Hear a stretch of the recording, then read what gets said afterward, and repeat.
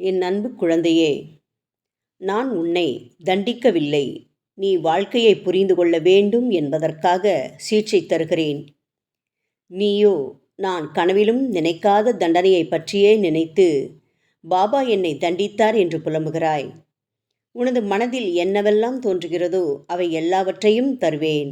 அதுவரை உனது வாழ்க்கையில் நடக்கின்ற அனைத்தும் தண்டனை அல்ல, போதனை என்று உணர்ந்து கொள். இந்த சாயி கள்ளமற்ற பக்தர்களுக்கு தாய், தந்தை மற்றும் இளைப்பாறும் இடம். நான் எப்பொழுதும் உன்னை நினைவில் வைத்திருப்பேன்.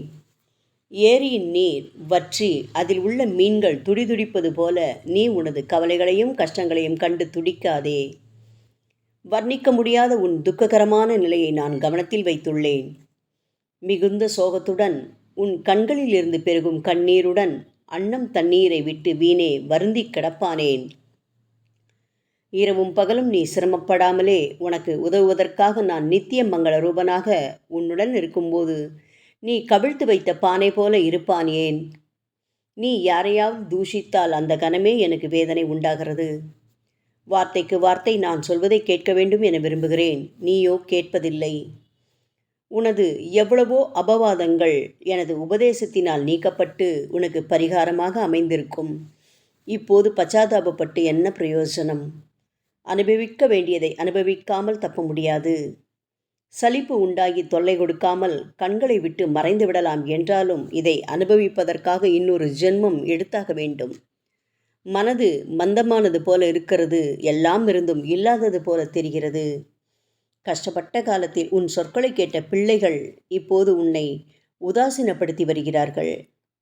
ஒரே குடும்பமாக இருந்த நிலை மாறி ஆளுக்கு ஒரு தனி கட்சி நடத்துவதைப் போல குடும்பம் இருக்கிறது. பையன் அப்பாவோடு சண்டை போடுகிறான், மகளோ தாயின் பேச்சை கேட்க மறுக்கிறாள். அவர்கள் கெட்டுப்போகிறார்களே என்ற வேகம் உன்னை அவர்களை கண்டிக்க வைக்கிறது. ஆனால் அது சொல்லாட்சியாகப் போகிறது. இந்த நிலையில் மனம் உடைந்து போகிறாய். வாழ்வை முடித்து கொள்ளலாம் என்ற முடிவுக்கும் அவ்வப்போது வந்து போகிறாய். வாழ வேண்டும் என்ற கண்ணோட்டம் உன் மனதிலிருந்து நீக்கப்பட்டு வருகிறது. இந்த விஷயங்கள் உன்னை தடுமாற வைப்பதால் நீ மற்றவர்களோடு இணங்கி போக முடியாமல் தவிக்கின்றாய். உன்னை சுற்றியுள்ள விஷயங்கள் எல்லாம் உனக்கு பாதகமாக மாறியிருப்பதாக எண்ணம் கொள்கிறாய். பார்க்கின்ற அனைவர் மீதும் கோபம் வந்து விடுகிறது. எரிச்சல் பட ஆரம்பிக்கிறாய். ஆறாத புண் வேலால் குத்தப்படும் போது உண்டாகும் வேதனையை தினமும் அனுபவிக்கின்றாய். இந்த வேதனையில் நீ பேசுகின்ற வார்த்தைகள் உனக்கு விரோதமாக அமைந்து விடுகிறது. உனது வார்த்தைகள் உனக்கு சத்ருவாக மாறி உன்னை சித்திரவதை செய்கின்றன. நீ நியாயம் என்று சொன்ன வார்த்தைகளுக்காக இப்போது சிக்கிக் கொண்டு விட்டாய். உன் வார்த்தை பலரை உனக்கு எதிரியாக கொண்டு வந்து விட்டது. உன் மனதை புரிந்து கொள்ளாமல் உன் வார்த்தை என்ற ஒன்றை வைத்துக்கொண்டு உன்னை எதிரி போல மற்றவர்கள் பார்க்கிறார்கள். நீ சொல்லாத சொல்லையும் சேர்த்து நீ சொன்னதைப் போல சித்தரிக்கிறார்கள். இதனால் குடும்பத்திற்குள்ளேயே குழப்பம் நீடிக்கிறது. இப்படி ஒரு இக்கட்டான நிலை வரும்போது வீட்டின் உள்ளேயும் வெளியேயும் சண்டை சச்சரவுகள் தொடர்ந்து நீடிக்கின்றன. மனதில் நிம்மதியை இழந்துவிட்டாய். நீதி கிடைக்கும் என நம்பி சிலர் நீதிமன்றத்தை நாடுவார்கள். வலுவிருக்கிறது என தகாத ஆட்களை நாடுவார்கள். நீயோ என்னை நாடி வந்திருக்கிறாய். கெட்டவர்கள் தண்டிக்கப்பட வேண்டும் என்ற ஆதங்கத்தால் நீ துடிக்கிறாய். நான் மனிதர்களைப் போல எடுத்ததும் தண்டிக்க மாட்டேன், நின்று பார்த்த பிறகே தண்டனை தருவேன் என்பதால் உனக்கு நான் செய்தாக வேண்டும் என்கின்ற விஷயம் தாமதிக்கிறது. நினைத்தது நடக்காத காரணத்தினால் நீ தடுமாற ஆரம்பித்திருக்கிறாய். தடுமாற்றம் உன்னை அமரவிடாமல் அலைக்கழித்து மனதை ஓரிடத்தில் நிலைக்க விடாமல் செய்கிறது.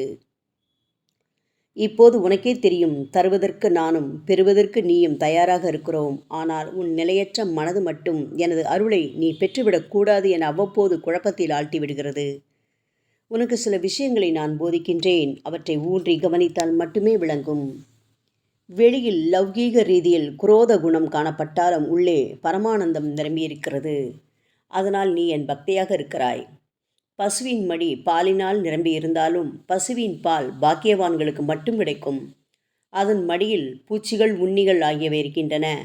கர்ம வசத்தினால் அவைகளுக்கு இரத்தமே கிடைக்கிறது.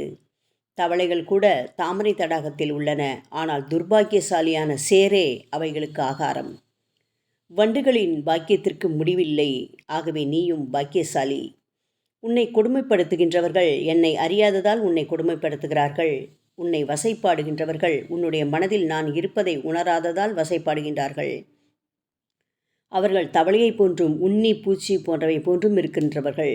அவர்களின் கொடுமையை அனுபவிக்கும் நீயோ வண்டை போன்று பாக்கியசாலி. இது உனக்கு தரப்பட்ட தண்டனை அல்ல, போதனை. என்னுடைய லீலைகளை நான் அளிக்கும் ஆத்மானந்த வைபவத்தை அநேக சமயங்களில் நீயே உன் கண்களால் பிரத்யட்சமாக பார்த்திருப்பாய். அப்படி இருக்கும்போது நீ எதற்காக கவலைப்படுகிறாய்? ஏற்ற காலத்தில் அனைத்தையும் சரி செய்து விடுவேன். என் மகளே, கவலைகளையெல்லாம் தூர வைத்துவிட்டு எந்த சலனமும் இல்லாமல் சலனமற்ற நிச்சிந்தையோடு எனது பாதங்களில் சரணடைந்துவிடு. அந்த காரணத்தினால் சகலபவ துக்கங்களிலிருந்தும் விமோசனம் கிடைக்கும். சுருக்கமாக சொன்னால், குரு கிருபை என்கின்ற யோகம் இருந்தால் பவபய துக்கங்கள் நீங்கி அருள் கதவுகள் திறந்து கொண்டு கஷ்டங்கள் எளிதில் நீங்கும். தினமும் சத்குரு சரணங்களை பாராயணம் செய்தால் விகினங்களில் மிக கடினமான விகினம் கூட பஸ்மமாகிவிடும். உலக துக்கங்கள் ஒரேடியாக மறந்து போய்விடும். உனக்கு பக்தி பிரேமைகளை நானே கொடுப்பேன். எனது மகிமைகளை நானே தெரியப்படுத்துவேன். என்னை சரணடைந்தால் ஒழிய உன் மனதால் அதை தெரிந்து கொள்ள முடியாது. பல பல பிறவிகளில் சேகரித்துள்ள பாவங்களின் அழுக்கை பூர்த்தியாக கழுவாவிட்டால் உனது உள்ளம் பரிசுத்தம் அடையாது. மற்ற சாதனைகள் அனைத்தும் வீணே. என்னிடமிருந்து எப்படி பலனை பெறலாம் என்பது யாரும் விளங்கிக் கொள்ளாமலே சொல்லாமலே உனக்கு விளங்கும். மனதை அடக்கு. அதை ஒருநிலைப்படுத்தி முழுவதுமாக என் மீது திருப்பு. மூக்கனாங்கயிறு போடப்படாத இளங்கன்றுக்குட்டி இழுத்து கொண்டு ஓடுவதைப் போல மனம் உன்னை இழுக்கவே செய்யும். உன் பலத்தை கொண்டு அடக்கிவிடலாம் என நினைப்பாய். ஒரு கட்டத்திற்கு மேல் அதை உன்னால் சமாளிக்க முடியாது. பக்தி என்ற கயிற்றால் அதை மாற்றி கட்டு. நம்பிக்கை, பொறுமை என்ற 2 நுனிகளில் நம்பிக்கை என்ற ஒன்றை எண்ணில் பொறுத்து பொறுமை என்ற இன்னொரு நுனியை நீ பிடித்துக்கொள். அப்போது வெற்றி பெறுவாய். ஓம் சாய்ராம்.